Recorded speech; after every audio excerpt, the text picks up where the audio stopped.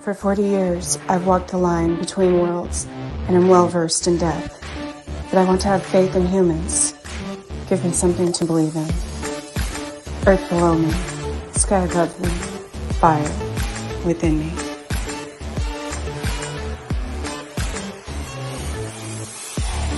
Brought to you by UPRN Network. I'm Trish Moe, and this is The Missing Piece.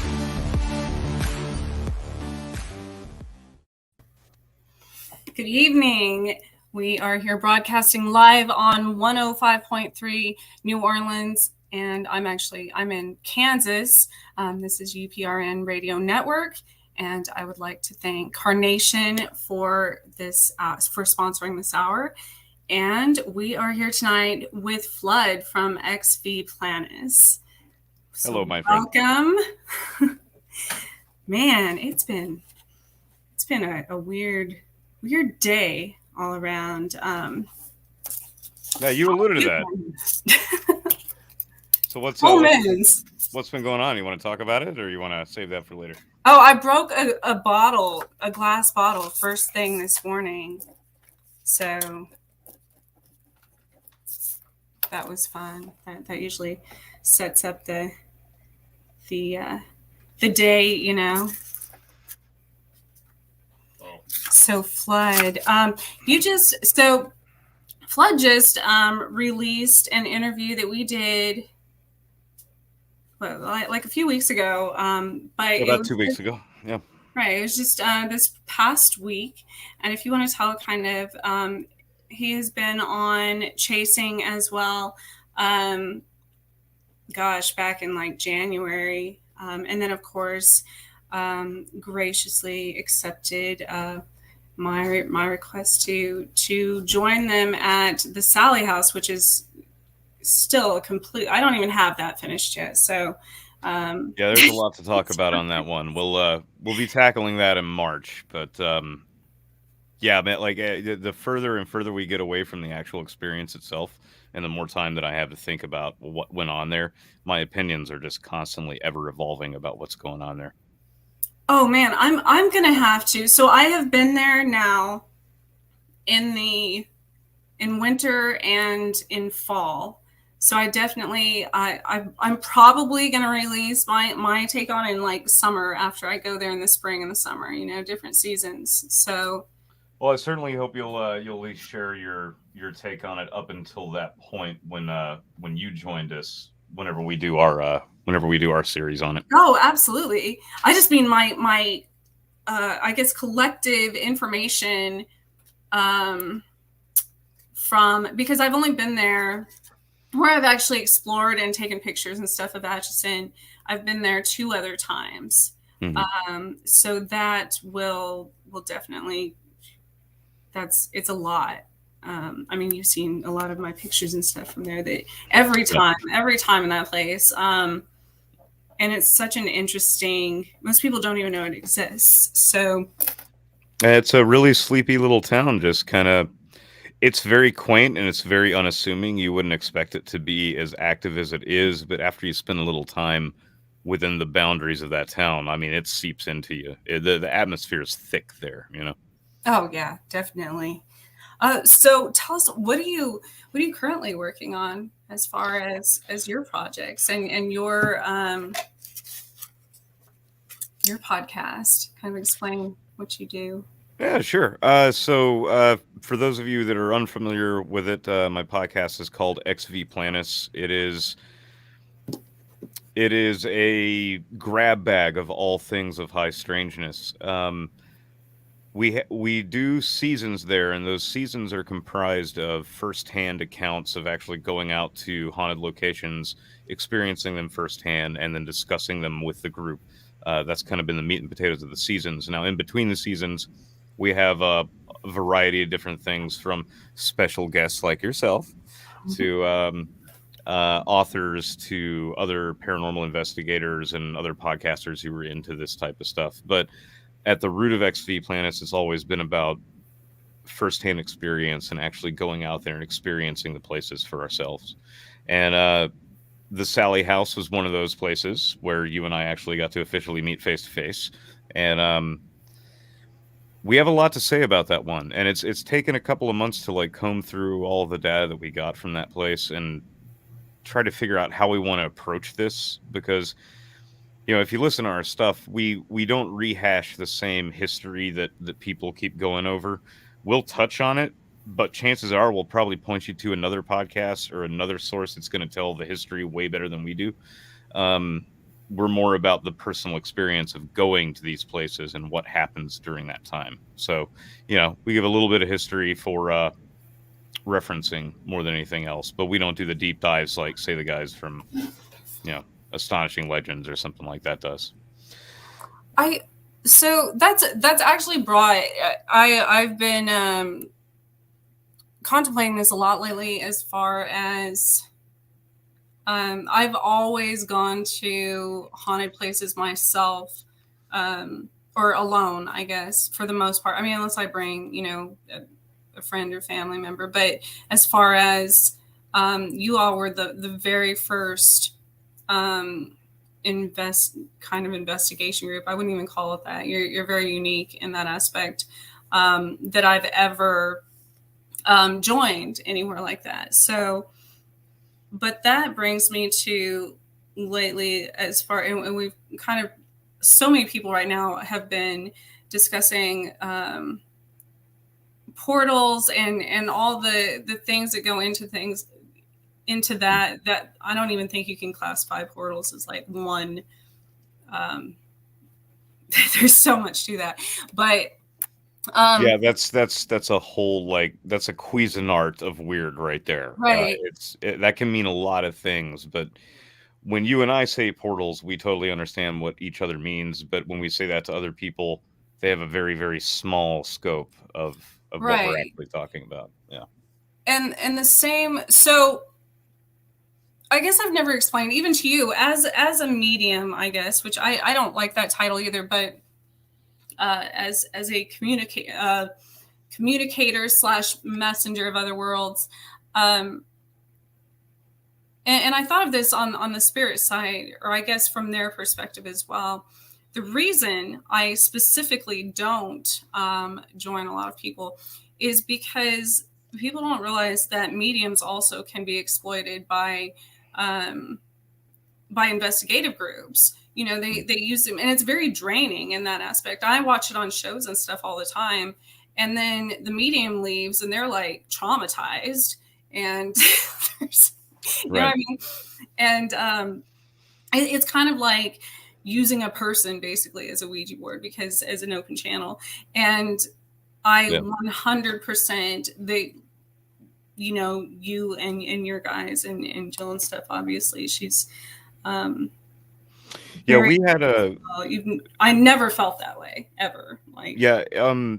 Well, to be honest, like, me inviting you into that group is a little bit of a rarity too, as I expressed to you. Like, typically the only people that I actually go out and do field work with, like, I know intimately, like, personally, they are close friends of mine. This was one of the first times that I've ever kind of broken that rule, and not only with you, but also with Jill. Granted, I've talked to her like a lot over the last several months, but I had never met her personally. And usually it's important for me to get that, like, the close proximity gauge on someone. And it's not to say whether or not they're good or bad people, but I am one of those people that after spending like 10 or 15 minutes with somebody, I can tell whether or not you're going to be a good fit for the approach that we take to these types of trips. Right. And, like, you reached out to me, and I believe the first time I was just like, you seem really cool. I think I'd really be open to the idea. However, like, I kind of have a basic rule. Like, I usually don't do field work with people that I don't know. But after like 2 or 3 conversations, I'm like, you're like, okay, Dorothy. Well, no. So no. You're good, and you can only stay for a few hours. You know what? Come on down. Let's just come on. And I'm glad I did. And I'm glad I did the same thing with Jill, and I just trusted my instincts. The universe kind of seemed to point me in the direction of the both of you.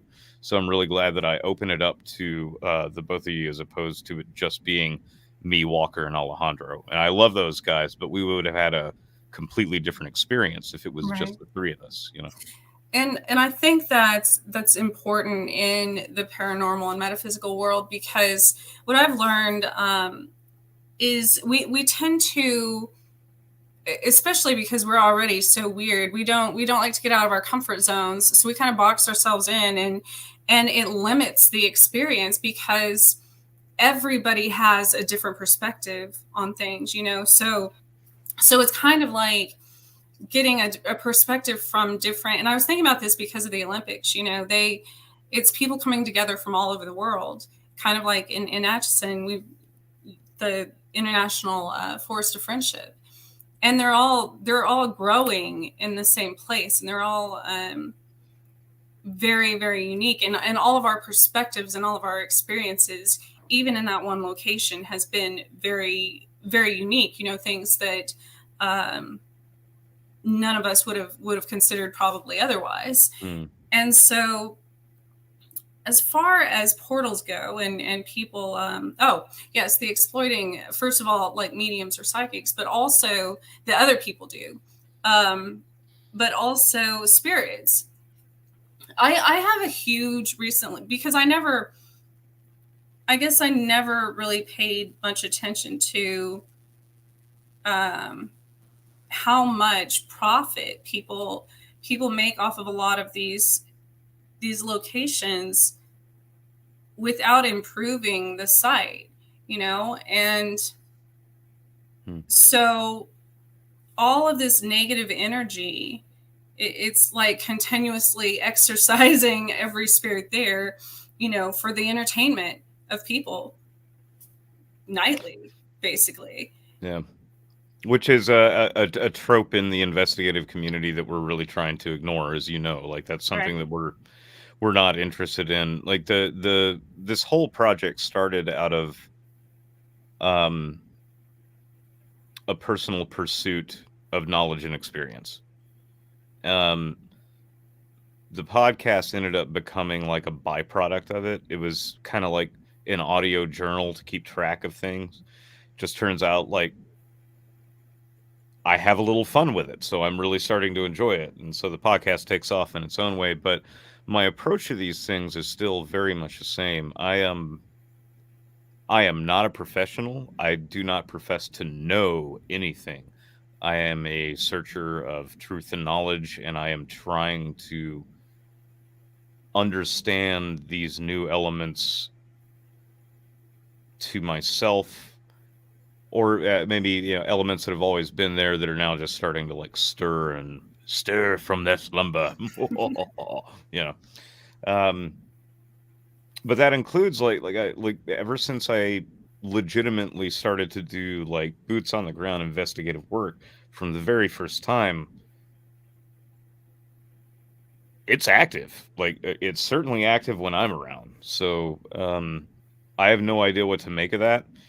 Still trying to make sense of it all. Apparently, I'm turning into a little bit of a channeler, which is going to get really fun. And when we tackle the Sally House series, you guys will see what I'm talking about. Because that Estes session was, man, that was intense, like Boy Scouts, tense, or like a circus, intense. Nobody can see the hand motions that I'm making, which is unfortunate, but tense, yes, like a circus, tense, yes. It's still live on YouTube and Facebook world forever. So, Fair enough. we so I guess as far as my experiences with spirits, it becomes very personal, because I create almost this relationship, obviously, with each one, because it carries over when they're trying to tell me about the history of something. Because to me, I try to get down to the roots of the situation, of the problem, of what maybe why they're still there, what they're looking for, if anything. Um, or I guess what type of connection we can have. And so, I tell people that it's not like if that was one of your family members or friends or something, would you want to be harassing them and bringing up a traumatic event in their life or something that happened, or would you actually want to learn from them, and take that time? So as far as portals go, what's your, I guess, what's your perspective on that? People say leave them open, close them, whatever. So this is interesting. Like you and I have um we have we have similar levels of being in touch with things around us that most people are not, but we're both on completely different sides of the scale, and I find that really fascinating. Like you were involved almost in a communicative type of way, like Mm-hmm. you can hold conversations and things like that, whereas I check out of me and then something else comes filling in the vase, and then so I don't know, like it's kind of hard to gauge it one way or the other. Um, and to be honest, it's still a very very new part of me. Like this is something that I haven't really even touched on until like the last 5 6 months.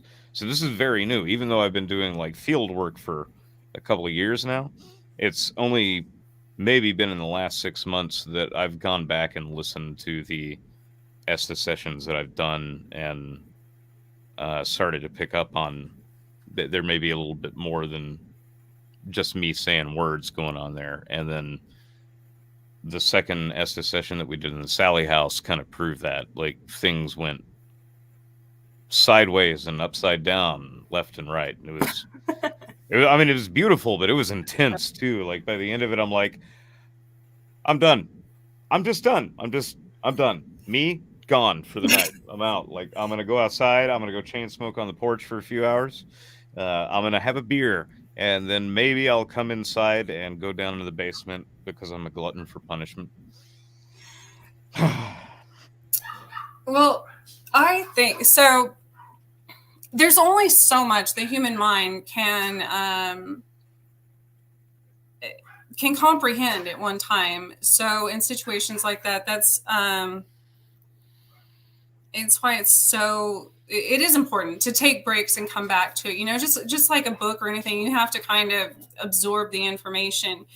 And so I think a lot of times investigators of anything, when somebody goes looking for Bigfoot or something, they can almost get tunnel vision because that's all they're looking for. They're expecting to see that. They're expecting a specific outcome. Yeah. But when you keep an open mind to, which is what you told me specifically about that location before I ever even got there, Oh, about Sally House? yeah, Yeah. to which I try not to learn anything about places before I go to them, but to keep an open mind about it. And I think that's how, if you're only looking at one thing, then you miss all the things around it. So I think See, that's, I no longer have any concern about looking into the history or the backstory of a place anymore because of my experience at the Sally House. mm-hmm. And the reason why is that first night that we were there, we were each and every one of us, we were rooted in what we had been told, what we had been taught, what we Yeah. thought was supposed to be there.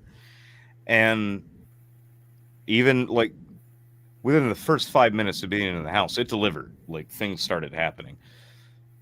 But it was not what we expected. And it is not what people think it is. Mm-mm. At all. It really is not. Um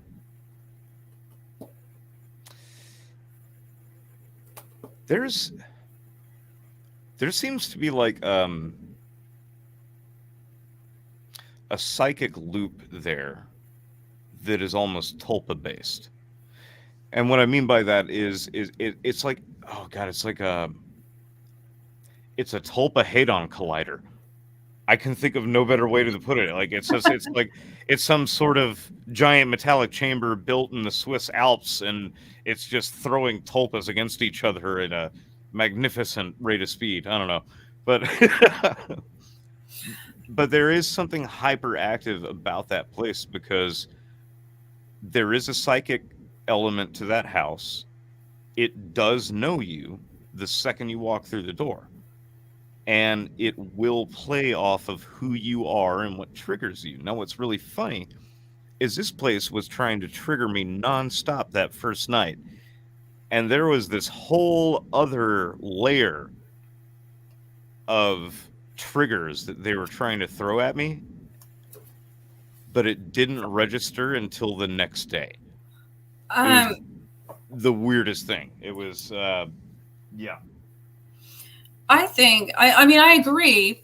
But I think,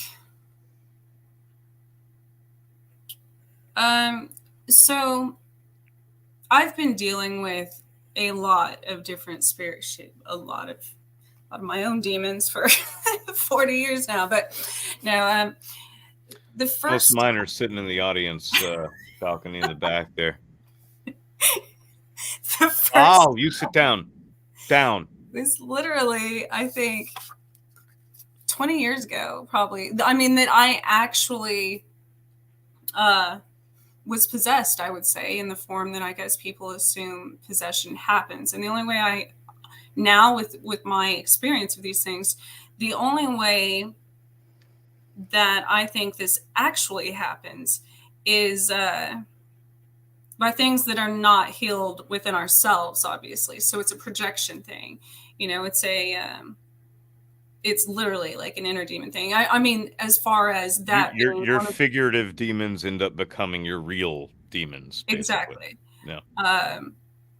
And that's something that can be very dangerous, because when I was when I was about 20, 21, was the first time this ever happened to me. And I remember saying, I would like be washing my hands or take a shower or something, and the water would turn. It was like a horror movie. It would look like blood. Or I would be looking at my wooden door and start seeing faces in the wood, the wood and the grain and stuff. And just have the weirdest. I stopped eating for like a week. My skin was turning gray. I mean, my eyes were almost pitch black. Like, this was serious. I was literally killing myself, not even intentionally.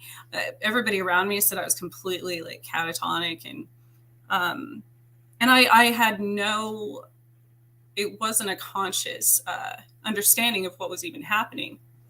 And then one day, this is a weird phenomenon that seems to happen in a lot of hauntings. Something was like, it sounded like it was either jumping on my roof or like in my living room and making the entire house shake. And then I had infestations of bees and flies and like mice on different days. Like, each day would be something else, different. And that's pretty common too. I went to a healer, and then all of a sudden I was fine. And I didn't remember any of it, for the most part, until years later, and I didn't understand what had happened. And I wasn't, I didn't know anything about metaphysics or the occult or spirits or anything at that time. Still at the beginning stages. And so I can see, I mean, it can be very dangerous, because I was having thoughts that obviously weren't my own, obviously. And there's a difference between being an empath and consciously knowing that empaths a lot of times have thoughts or not thoughts, but feelings more so that aren't our own a lot. But this was a distinctive, separate entity trying to tell me to do bad things. And it was scary. I mean, it was really scary. Like, who do you tell about, what do you do? Like, go to an exorcist? No, that's scary. So that was the first time. And so when I was at the Sally House, and I was thinking back about that and how it completely does reflect, it mirrors the entire town, for that matter, mirrors your fears or your insecurities or anything you're right. That could be triggering, Yeah, and that place is a full-blown chameleon. It will immediately react to whoever, like, it doesn't matter who you are, what type of personality you are. You give that house 45 minutes, it knows you. And if you give it a few hours after that, it's going to find some small way to try to speak to you. And yeah, it's going to be personal. It's going to be very personal. But you also have to be the type of person who's going to be keeping your eyes open to catch the first message. You know, yes, it that house starts subtle. It will throw something out to you, but it's going to be really, really small, and it's just going to be like, all right, I'll throw a rock and see if this monkey notices me, right? And then we do, and so then like, oh, okay, so you're a little bit smarter than the others. What else can you do? And they start playing with us, and that's what I find really fascinating about that house. You know, like when I went in there, and I'm gonna keep this brief because I'm gonna go way off in the deep end of this, like on the actual series, and you'll be there for some of this. But um, I do believe that there is a crotchety old male presence there, yes, and it's really it considers the house to be his. He owns it, and he has gotten used to this role, and he knows how to alter himself to fit the bill to mess with people. I think that's what's going right. on there. Now, beyond that, I do think that there is something not human there. And Absolutely. originally, I was thinking, but because somebody was trying to do some serious black magic stuff down there at one point, and there may be some credence to that, but honestly, I don't think that's what it is. I think where the toxicity of that place comes from is, um, it has become a tulpa loop.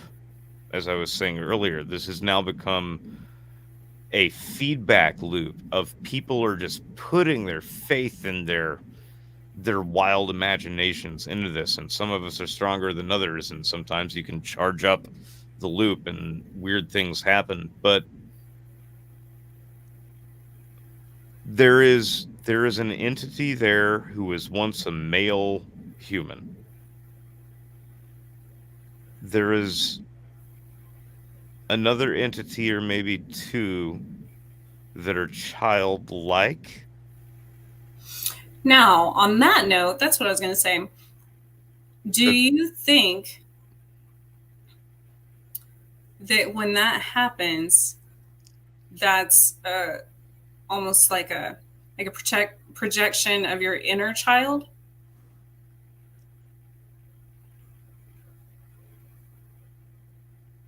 I think it depends on the person.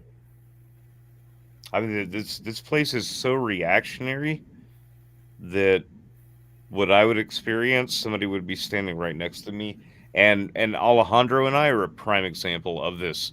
We'll go into that in our series because I love that man so much, but he is like the most like squishy empath you'll ever meet in your life. He really is. Like, That's very he's an good amazing guy. vibe. Alejandro, I love you. I love you to pieces. Like, all of this is all terms of endearment. No, endearment. I promise. Oh, um, but no, there's something else beyond that going on there, and that's what I want to get at. All right, so you have this one formerly living spirit who's definitely associated with the house in some way or another. It is a male. Um, if I'm gonna just randomly call out what I feel, we're definitely talking like over the age of 55, probably later. I'm thinking like maybe mid to late 60s actually. Um, and it's been there for a very, very long time. And this place, it This spirit knows how to masquerade. It knows how to play chameleon. It knows how to switch itself up. It knows how to make it look how it needs to look for you. But what's interesting is that it doesn't know that. This other entity that's in the house is feeding that information to that spirit. There is something very, very weird going on there.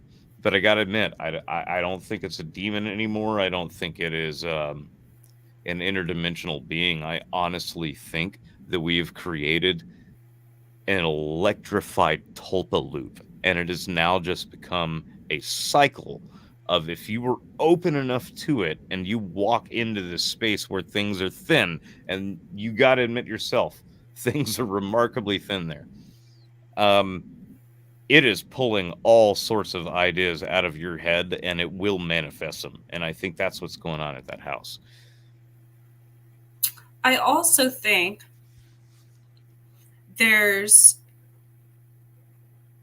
I think there are some interdimensional beings there. Well, first of all, I think the whole place is like if you picture like a subway, just constant, highway. It's literally like a spiritual highway, because there's so many different, which means that there could be of course, everyone's experience could be different, because even in my short time there were so, it was like being in a mall or something, so many people passing through, as far as spirits and animals. And right. Yeah. It's interesting why, when I took a picture of the water drain, what do you call those? The drain pipes outside in front. Gutters. No, it's literally like a manhole. What are those called? With the cover. The drain pipes. I don't know what it's called, but in front of the house. They're on the side of the street. Cement bars, drains down underneath the road. Yep. No, the one with the cover, which had Indiana on it. Manhole. And it had a date. And that led me to a paper, which is interesting that you compared that to a circus, of literally a freak show in like 1800 something. And it was an African American published newspaper, which was fascinating, because they had all of these things. One of their big things was an article about this famous psychic medium that helped all these people that would travel through there, and she was very popular, and this was during a time when you would think those things wouldn't have been accepted. And then this circus was also another, and it was in the Indiana area, which was interesting, because that's what was written on the water cover in front of the Sally house. So it's interesting that it showed me that, and how your spirit's related to death, and how we never really die and things like that. Even back then, that they knew that. And somehow, so I think the entire experience is trying to teach visitors there and draws people there to help us get more connected, to go back to that stage, I guess, to kind of intertwine the worlds, maybe, like a giant grid, maybe. Which brings me back to the portal thing, and whether or not they should be closed or open or whatever. Sure, people are afraid of what they don't know. If you already open something, yeah, I mean, it's dangerous. Anything's dangerous. Space travel is dangerous, and there will be things that are bad, that they hear that door, that key turn, and there's all your fears, all your demons, like, turn their head, it's already done. Yeah. It's already done. So right. But there's also good that comes through. You know, there's a lot of history. There's a lot of in my hometown. There's a saying on the museum that says, "Preserving the past to serve the future." And time doesn't actually exist so in that construct. So I think it's also important to leave them open, because you might miss something really important about the past. And what if the past is the future in that loop? Okay, all right. So, oh, hold on, I got to get some more tea for this one. you know, I love it. I love it. That's brilliant. Got my big white rabbit. Let me just say, with everything that you just rolled into, and I don't want to interrupt your flow. I just want to say, I do have a series coming up later this year on simulation theory. We should talk. Oh, yes. A good my little Einstein and general relativity. I think we discussed this before about the eclipse. Yeah. I've gotten way more into that recently because it's coming up. So that's something. When is that actually? It's always after the black moon. Usually a solar eclipse follows. So it would be like April.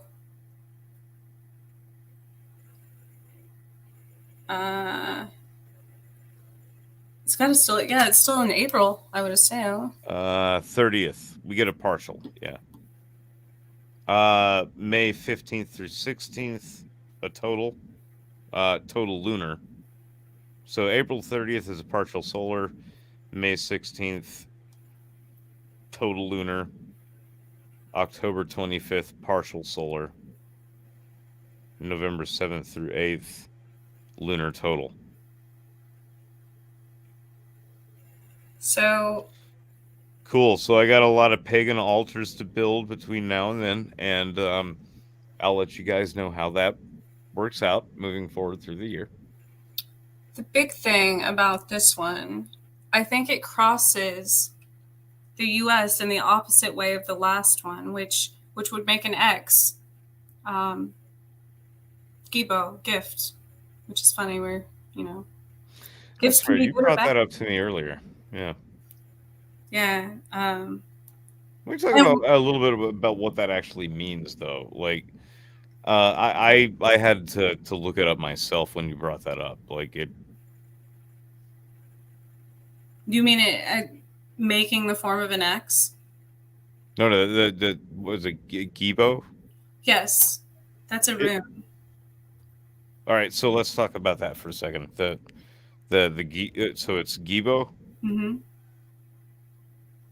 It means gift, which is funny because we were talking about Hellraiser, you know, and and he's holding a gift. By the way, folks, that's my favorite romantic comedy of all time. I mean, if you really want to have a great Halloween or Valentine's Day, curl up with your love, mix some popcorn, watch Hellraiser. I might. I've never seen it, but I love the. I used to have as I told you, I used to have dreams about Hellraiser and Pinhead, and in that specific picture holding the gift, and which is interesting because then it made me think. It went down this whole thing with paranormal and people and stuff, because gifts aren't. A lot of people consider them a curse, you know, so. When I initially dreamt of that before December Christmas holiday era, that Christians celebrate as far as that in that aspect. And then I went down this whole historical UFO thing of how Santa, you know, was an alien and bringing them intellectual gifts back in the day. So that's how, but not always good. All right. So Gibo,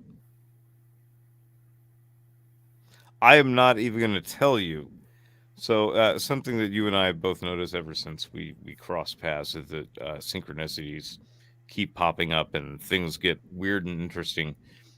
Um, I'm not really a rune guy. That's not something that I've ever really studied before. Um, I typically lean more in towards like real hardcore ritual magic, definitely chaos magic. But the first page that I brought up on that in particular, yeah, we're gonna have to have a talk. So, also, I was trying to find um, one thing about that also had to do kind of with gifts and um,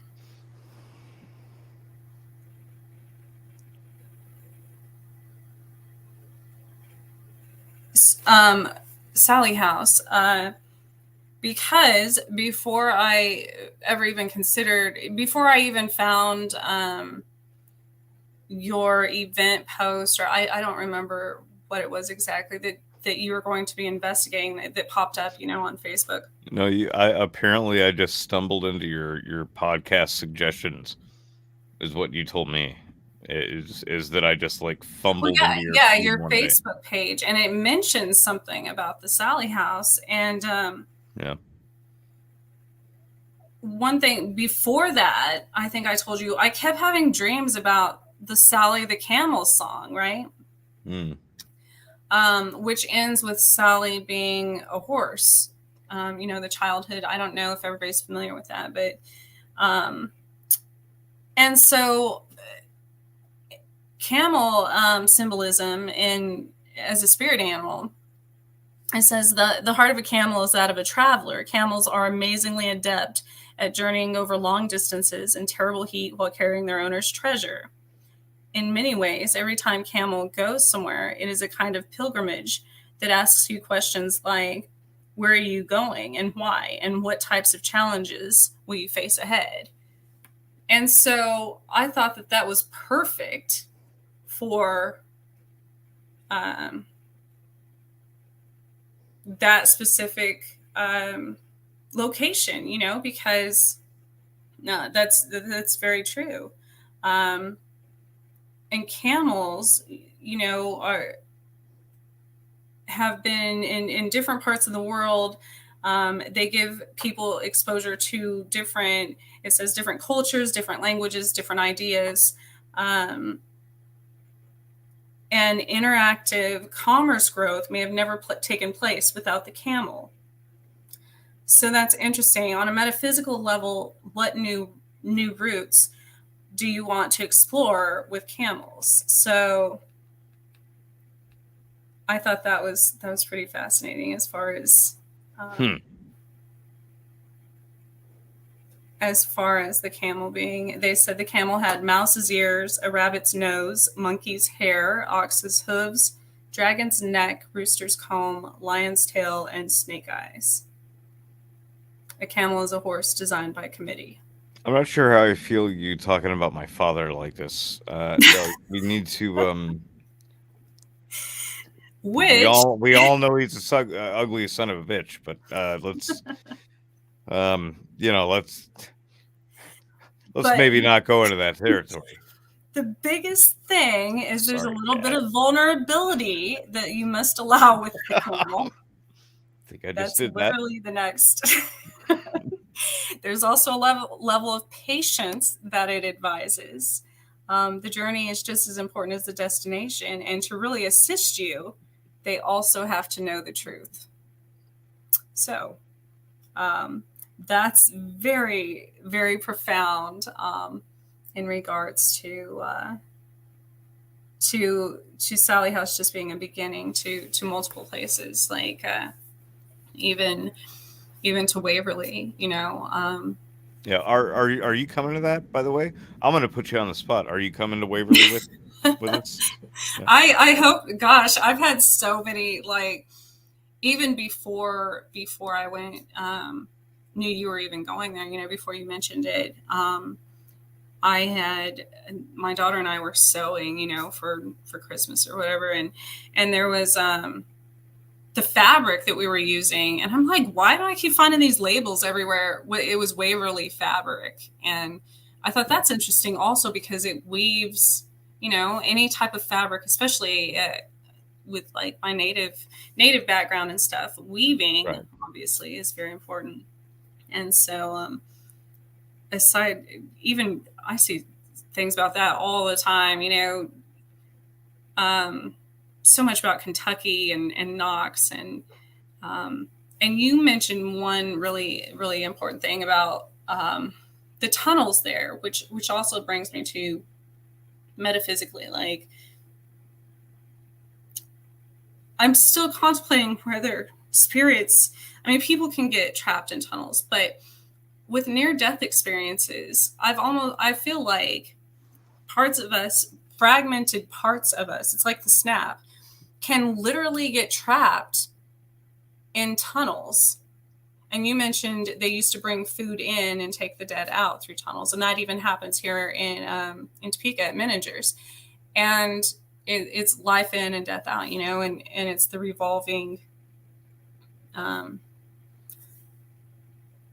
death and rebirth. And but I do think that parts of our energy get trapped in those tunnels even, um, which is another reason, you know, as far as the portals go, because you literally lose fragments of yourself, you know, if that happens. So I mean, that's fair enough. I definitely left. I left Atchison with something, but I think I lost a little bit of myself there too. so do you think it's an exchange? Not always. Sometimes you get or you give with no balancing act, and sometimes you get an even split. Um, I'm not gonna lie. Atchison kind of messed me up in some ways. I'm not quite ready to go into that, and I will here very very soon. But that place got to me on a whole different level. But it was a very slow burn for me. Yes, I Yeah, agree. it took about 4 or 5 weeks after getting back because, well, I mean, you saw me like I. All right, so here was the downside of it. I had to set the whole thing up. I had to organize it. I had to think about all of that stuff. So I didn't really get to sink into it the way that I wanted to. I really didn't. There was always this concern of kind of dealing with the balance of everything else that was surrounding the event that wasn't directly related to my time inside of it, and it messed me. I think it didn't mess me up. Like I definitely had, man, I had, oh boy, did I have some experiences there. But I think I would have had something a little more coherent and maybe a little less jagged Yes, had I been able to like just completely cut everything off and just sink into the moment. I was not prepared for any of that, and maybe that's what the message was that said, "Come back when you're ready." You know. Yeah, and just to let you know, I'm pretty much planning on making it a December repeat for like the next 3 or 4 years. So I'll let you know when I have everything confirmed and we can do this part two because this is going to be an ongoing investigation. There is something truly amazing happening there, but I don't buy into any story of anybody else's experience in there. This is, and I'm not discounting that. I'm not saying that they didn't have their experiences, but there's something going on there that is intelligent, quick-witted, adaptive to, and I mean wickedly fast adaptive. Um, it knows you, it knows how to get to you, it knows how to play off of your senses, and it knows if it will get anything off of you. And if it reads you after like 30 minutes and you're like, nah, this guy's gonna be boring, they're just gonna, shrug you off. Yeah, it's not. It's definitely definitely have more exploring, but we are unfortunately out of time. Flood, it has been a pleasure. I know every time I would obviously love to have you back in the future. Yeah. Well, Your hey, happy Valentine's Day to everybody, and I hope you all will join me once this episode is over. Like, go pour yourself a cocktail, go get your favorite blanket, go curl up on the couch. If you're single like me, that's kind of what you're doing. So curl up, get really nice and comfy, and I want you to join me in watching my favorite romantic comedy of all time, Hellraiser. Yes. Thank you all and good night.